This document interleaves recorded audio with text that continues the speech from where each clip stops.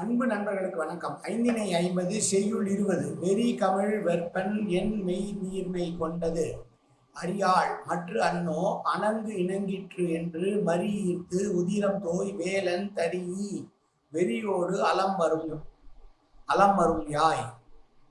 தலைவியானவள் தோழியிடம் சொல்கிறாள், நான் காதலித்தேன், அவன் என்னை கவர்ந்து கொண்டு விட்டான், என் மனதை கவர்ந்து கொண்டு விட்டான்.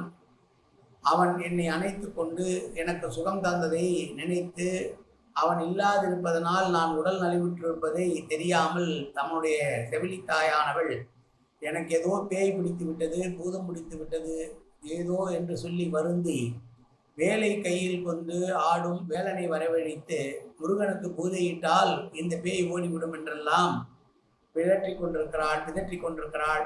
நம்முடைய தாய் நம்முடைய காதலை அறிந்திருக்கவில்லை. காதலனால் விட்டு சென்ற பிரிந்து துன்பத்தினால் என்னுடைய மேனி வருந்துகிறது என்பதை அவள் உணராமல் ஏதோ பேயோ பிசாதோ பிடித்து கொண்டு விட்டதை நினைத்து கொண்டு முருகனுக்கு பூஜை செய்ய வேண்டும் என்று துடித்துக் கொண்டிருக்கிறாளே என்ற தாய் என்று செவிலி தாயினுடைய நிலைமையை பற்றி தோழியிடம் தலைவி சொல்லுவதான செய்யுள். மீண்டும் செய்யுள். வெறி கமழ் வெற்பன் என் மெய் நீர்மை கொண்டது அறியாள் மற்று அன்னோ அணங்கிற்றென்று மறி ஈர்த்து உதிரம் தோய் வேலன் தரீ வெறியோடு அலம் வரும் யாய். நன்றி, வணக்கம்.